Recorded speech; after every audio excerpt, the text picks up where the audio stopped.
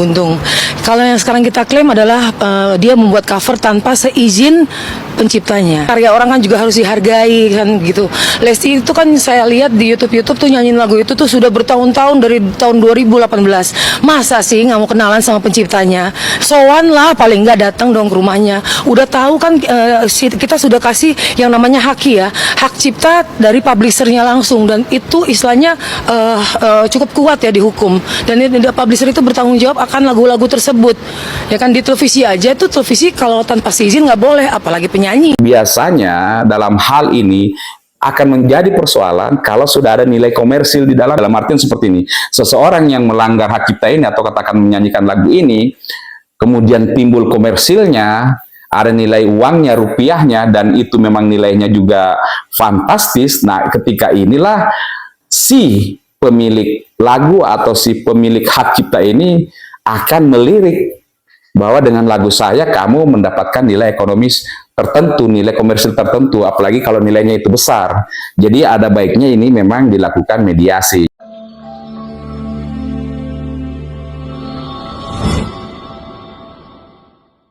Laporan sudah kami terima dan selanjutnya tim masih melakukan pendalaman.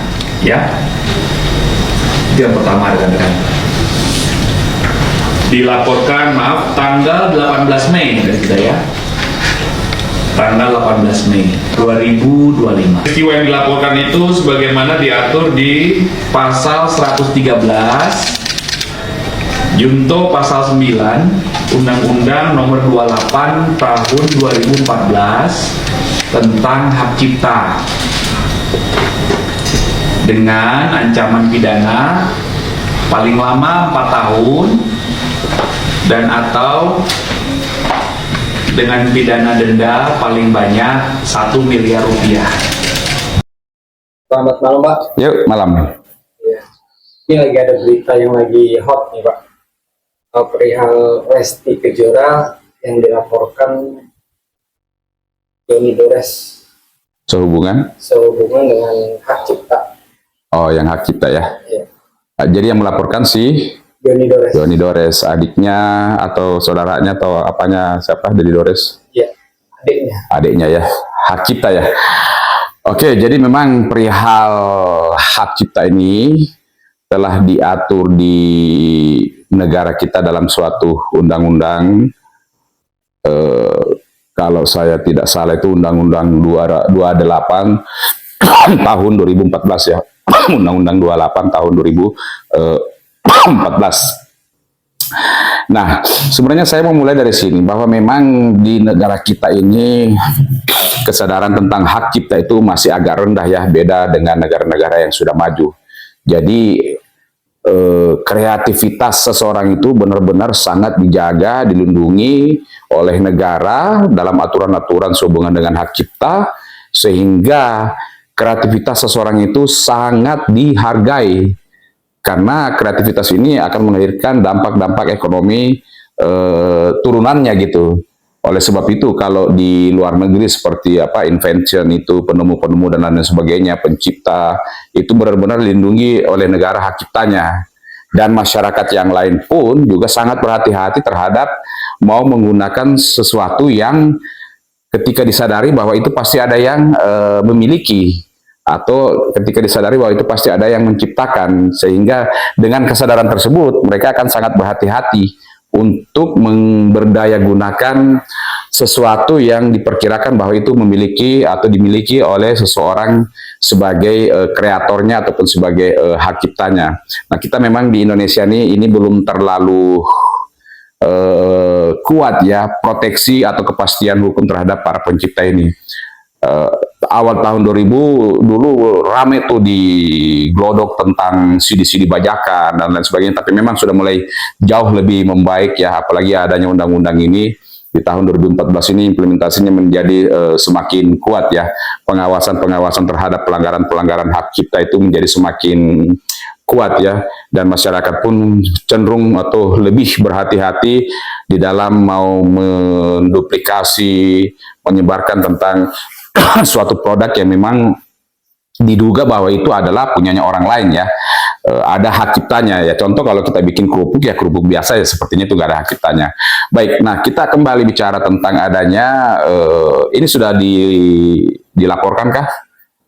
Sudah dilaporkan ya. Jadi kalau bicara tentang lagu itu secara otomatis seseorang itu harusnya terlebih dahulu mengetahui bahwa ini sudah ada lagu yang seperti ini dan pasti ada penciptanya. Ada penciptanya, ada penyanyi aslinya, ya. Mungkin ada juga produsernya. Jadi ada pihak-pihak tertentu yang berkreasi terhadap satu lagu ini atau katakanlah satu album musik ini. Ada penciptanya, ada penyanyi aslinya yang tentu penciptanya itu membuat lagu itu buat si penyanyi dan kemudian ada produsernya. Sehingga apa? Sehingga mereka-mereka inilah yang punya hak terhadap satu lagu tersebut.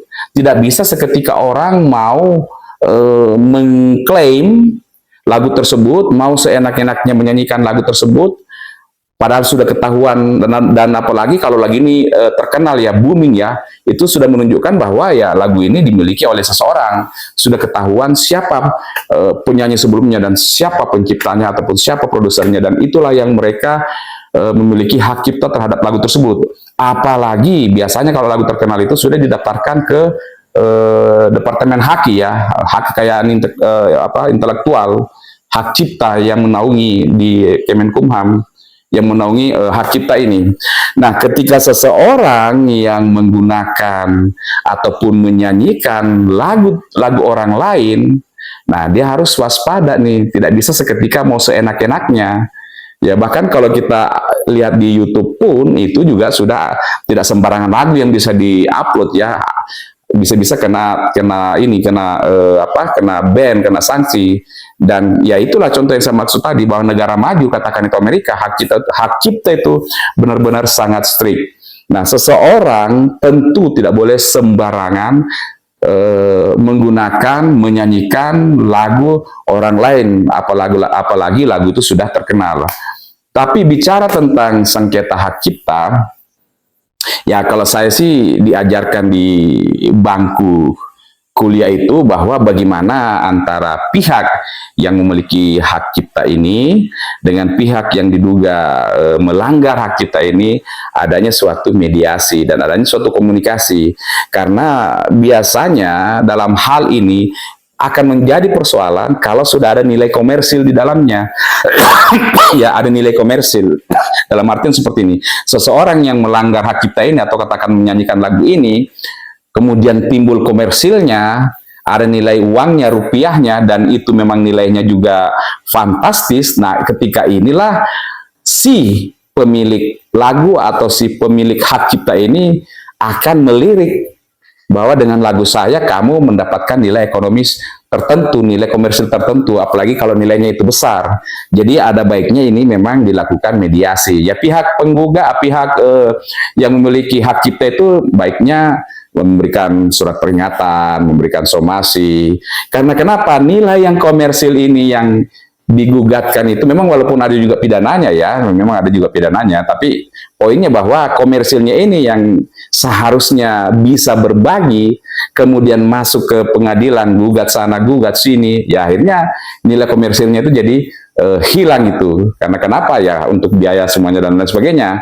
Demikian pula kalau misalnya lapor ke polisi, LP, itu kan butuh biaya semuanya. Jadi ada baiknya ini di mediasi semaksimal mungkin. Tetapi satu hal yang mau saya sampaikan bahwa memang tidak boleh seseorang itu dengan gampangnya menyanyikan lagu seseorang, apalagi di dalam konteks komersil, mendapatkan rupiah, mendapatkan uang gitu ya. Ada beberapa hal-hal tertentu yang memang menjadi pengecualian di dalam perihal hak cipta ini ya. Misalnya kalau dinyanyikan itu tidak dalam bentuk komersil, ya, jadi ya itu misalnya apa ya, orang duduk-duduk nyanyi di pinggir jalan ya rame-ramean, ya apa komersilnya, nggak ada kan. Bahkan itu membantu penciptanya ini ataupun penyanyinya awalnya ini untuk lebih membuat lagu ini terkenal. Atau ada disclaimer dari si pencipta bahwa silahkan dipakai lagu saya tidak akan mengajukan gugatan ataupun laporan pidana kalau seseorang menggunakan lagu saya, ya itu lebih fine lagi, lebih bagus lagi. Tetapi kembali lagi sebaiknya berhati-hati, apalagi kalau mengklaim bahwa itu lagunya dia yang menciptakan, walaupun diubah kata-katanya, tetapi arrangement lagunya, nadanya itu mirip, itu juga bisa diklaim bahwa itu adalah penjiplakan terhadap hak cipta. Tidak hanya bahwa harus kata-katanya sama persis, tetapi lagunya sama persis tapi kata-katanya berbeda, itu dikatakan berbeda, enggak juga. Akan dikaji di pengadilan bahwa ini sebenarnya menjiplak lagunya, nadanya, kata-katanya, stylenya aja yang diubah. Nah, ini bagus sebenarnya sebagai perlindungan bagi musisi-musisi. Nah, jadi kembali lagi buat siapa yang mau menggugat ini, ya kalau saya sih mengupayakan itu bagusnya lewat mediasi. Dan yang merasa menjiplak atau menyanyikan tanpa hak ini, ya harusnya tetap minta maaf lah, diselesaikan secara kekeluargaan, agar supaya apa, dana yang hasil dari ini kalau memang ada ya berbagi, kemudian diselesaikan, siapa tahu bisa memang dapatkan izin, terus kemudian bisa timbul nilai ekonomi yang lebih besar selanjutnya. Menurut Bapak sendiri, pendapat Bapak seperti apa sih? Ada itu di sosial media menyebutkan itu dari kuasa hukumnya atau dari keluarganya itu ya, bahwa Lesti itu terkenal gara-gara lagu tersebut. Terus itu kan dinyanyikan pas waktu dia audisi. Audisi acara apalah, kita mungkin tidak bisa audisi, dan dia sampai juara. Oke, audisi dan juara. Ya. Ya, baik. Gimana menurut pendapat Bapak, apakah itu bisa dipermasalahkan juga? Oke. Jadi begini, ketika audisi itu kita akan melihat, di audisi itu kan jadi ada pengecualian yang tadi saya sampaikan. Misalnya untuk pendidikan, itu kan pengecualian. Misalnya mungkin untuk kompetisi yang tidak bersifat komersil ya. Terus kemudian dan lain-lain, ada beberapa pengecualian-pengecualiannya. Kita akan lihat nanti. Waktu audisi itu dia menyanyikan lagu ini, apakah memang di situ dibayar? Kan tidak kan? Harusnya itu tidak. Itu satu. Yang kedua, kalau memang penyelenggara audisi itu melihat bahwa harusnya lagu-lagu yang dinyanyikan itu perlu berizin, ya dipersyaratkan bahwa harus ada syaratnya, contohnya melampirkan izin lagu yang dinyanyikan. Tapi kembali lagi bahwa ada nilai komersil nggak di situ, dan ada nilai hak nggak di situ. Hak dalam artian apakah dengan menyanyikan lagu itu bertambah nilai ekonomi dan berubah penciptanya misalnya, kan ya. Oh, tiba-tiba diklaim bahwa yang menciptakan itu si B padahal si A. Nah, itu otomatis melanggar hak cipta. Tapi kalau dinyanyikan dalam suatu audisi, ini banyak terjadi ya. Sekedar audisi tanpa adanya suatu nilai di situ, tidak dibayar, ya, tidak dibayar di situ, ya menurut saya sih ini fine-fine aja. Karena kembali lagi, poin daripada hak cipta sebenarnya itu terlanggar ketika yang pertama itu ada nilai komersil di situ. Kemudian yang kedua itu adalah hak pengakuan, bahwa pengakuan diubah dari harusnya yang menciptakan si Mr. A seolah-olah diubah menjadi Mr. B. Nah, di audisi itu apakah kelihatan seperti itu? Kan enggak juga kan ya. Satu, tidak ada komersil karena hanya dinyanyikan, dan itu tidak ada niat untuk mendapatkan keuntungan. Pencipta lagunya pun juga tidak diubah, tidak diklaim bahwa diubah, jadi harusnya nggak ada. Di luar negeri pun kalau kita lihat ya, orang menyanyikan satu lagu dalam suatu audisi gitu ya dinyanyikan saja. Kalau masuk dapur rekaman, nah itu parah, pasti ada nilai ekonomisnya, ya kan. Dinyanyikan di kafe-kafe, ini pun juga bisa diklaim ini. Kalau dinyanyikan secara masif di suatu kafe dengan bayaran yang fantastis, atau diupload ke platform-platform media sosial yang bisa meng-create uang, dana berulang-ulang. Contoh di mana ya? Di YouTube. Ini jelas itu, karena YouTube ada AdSense-nya ya. Akhirnya timbul iklan yang berulang-ulang di situ. Nah, yang ini terjadi apa Lesti, apa tidak? Kalau terjadi ya wajar-wajar saja si siapa ini, si yang punya ini menggugat atau mau ngambil langkah laporan pidana, ya kita melihat nanti seperti apa gitu ya. Tetapi poinnya bahwa ketika itu tidak menimbulkan nilai ekonomi tertentu kepada si yang menyanyikan atau kasih siapa nih yang pihak lain, dan tidak ada upaya untuk mengalihkan kepemilikan, klaim, nah itu saya pikir tidak masuk ke dalam ranah atau unsur daripada pelanggaran Undang-Undang Hak Cipta nomor 28 tahun 2014 ini. Ya Pak, banyak netizen yang berkomentar di situ, mereka malah takut dengan adanya kejadian seperti ini, mereka malah takut untuk menyanyikan lagu siapapun itu. Jadi dengan adanya itu timbul rasa ketakutan untuk orang menyanyikan sebuah lagu. Ya. Ya, jadi yang pertama saya bilang jangan takut, tapi lebih waspada ya, berhati-hati dan tumbuhkan kesadaran hukum. Ya, itu yang paling utama, bahwa tumbuhkan kesadaran hukum, pemahaman hukum, bahwa dalam melakukan sesuatu harus berpikir, bertindak, apakah ini melanggar hukum ataupun tidak. Karena ada satu asas hukum mengatakan bahwa seseorang itu walaupun dia tidak paham akan hukum, tidak kemudian menjadi alasan pemaaf dia itu mendapatkan sanksi hukuman terhadap ketidakpahamannya itu. Jadi masyarakat itu dianggap paham atau tahu akan hukum. Nah, ini memang inilah suatu asas hukum yang ada gitu. Jadi memang biar menjadi melek hukum. Itu yang pertama. Kalau cuma sekedar menyanyikan, kembali lagi dipikir aja, ditimbang aja, apakah ini menimbulkan suatu nilai komersil, ya, itu yang pertama. Kemudian kedua, nilai komersilnya itu fantastis tidak. Misalnya kalau dalam satu kali tampil show menyanyikan lagu, ada bervariasi lagu, ya seperti itu malah menguntungkan kalau dilihat, menguntungkan kepada pencipta dan pemilik lagunya, karena dibantu untuk mempopulerkan, ya kan, dibantu untuk lebih memperkenalkan lagu ini. Tapi kalau itu sudah masuk ke dapur rekaman, pembayarannya berulang-ulang, yang seharusnya itu royalti daripada si pencipta dan si penyanyinya, nah itu sudah pasti masuk unsurnya. Dan kedua, jangan coba-coba mengklaim bahwa itu lagunya dia. Aransemen musiknya sama, nadanya sama, diganti dengan kata-kata aja, terus diklaim, dinyatakan bahwa itu punyanya dia, bahkan dipubliskan, baik itu di medsos atau di mana, itu hati-hati dengan itu juga sudah bisa kena. Tapi kembali lagi, kalau cuma sekedar nyanyi di pinggir jalan, di rumah, di kafe, dan itu pun juga dengan variasi lagu, ya itu harusnya sih tidak kena. Itulah bagian daripada unsur ataupun bagian daripada pengecualian atau eksepsi. Karena kalau toh juga digugat di pengadilan atau dilaporkan, ya unsurnya kan tidak dalam rangka mengeksploitasi lagu tersebut untuk mendapatkan keuntungan. Maksudnya apa? Kan bukan cuma lagunya dia, tapi lagunya orang lain, dan tetap diakui lagunya si penyanyinya A atau si penciptanya A, bukan pengklaiman gitu.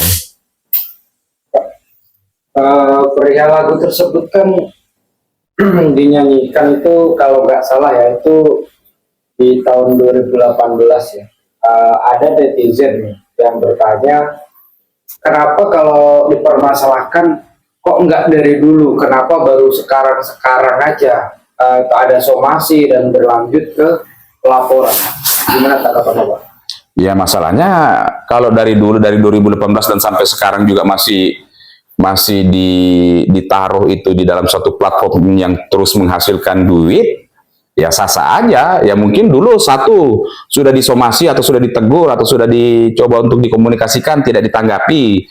Kedua, si pencipta lagu ini ataupun si penyanyi lagu aslinya ini tidak atau belum tahu kesibukan dan lain sebagainya. Tapi kalau sampai sekarang terjadi, ya bisa jadi sampai sekarang. Dan kalau tindak pidana itu kan daluarsanya dapat berapa? 5 tahun, 10 tahun, 12 tahun, 13 tahun. Ya tergantung apa namanya jenisnya ya. Tapi kalau dari 2018 baru dilaporkan sekarang, ya mungkin saja di 2018 tersebut orangnya tidak tahu, penciptanya ini tidak tahu, atau waktu itu belum menghasilkan uang. Nah, ini kembali lagi saya bilang nilai komersilnya. Belum, misalnya dia belum monetisasi, belum ada iklannya, begitu sudah di 2025 ini jumping, nilai ekonominya besar, kelihatan, atau mungkin ada klaim-klaim lagi dan lain sebagainya. Jadi itu tergantung daripada si penciptanya kapan mau diusutnya. Kalau baru sekarang diusut ya mungkin dia merasa bahwa inilah waktunya. Nilai ekonomisnya kok bertambah besar, dan apalagi kalau sudah disomasi tapi tidak mendapat tanggapan ya wajar saja. Yang penting terverifikasi bahwa ini penyanyinya, ini pencipta lagunya ataupun publishernya, itu sudah jelas. Harusnya dapat dapat unsurnya gitu. Terus ada lagi satu, Pak, tentang tanggapan netizen bahwa lagu itu kan memang ya mungkin banyak yang tahu dipopulerkan oleh Iis Dahlia kalau nggak salah ya. Iis Dahlia. Nah, Lagu tersebut ya. Ya, lagu tersebut diperuntukkan untuk Iis Dahlia, kalau penciptanya kan memang kan Ya, ya. Tapi dengan adanya Lesti menyanyikan lagu tersebut yang dulunya lagu itu terlihat biasa-biasa aja, tapi ketika sudah dinyanyikan Lesti Kejora itu makin banyak masyarakat tuh tahu, Makin terkenal. Iya, makin terkenal ya, makin booming. Karena ya kita bisa melihat sendiri juga ya, bisa melihat suara Lesti juga bagus. Gimana tanggapannya? Ya, jadi itulah kembali lagi tadi saya sampaikan, ada baiknya ini diselesaikan secara kekeluargaan. Toh juga ternyata ada dua benefit yang saling menguntungkan nih. Ujungnya ya diselesaikan secara kekeluargaan, duduk bareng-bareng, ngobrol, bahwa ini setelah saya nyanyikan ternyata ya lebih ngangkat, tapi saya dapat segini nih, bolehlah kita berbagi. Kemudian ayo kita kira-kira ke depannya seperti bagaimana, kesepakatnya bagaimana. Ini kan lebih enak daripada ngeluarin duit buat berperkara gitu ya. Tetapi kalau tidak sampai ke titik itu, apapun itu harus ada kepastian hukum. Walaupun seorang waktu dinyanyikan oleh Iis Dahlia tidak booming, tetapi jelas-jelas penciptanya ada.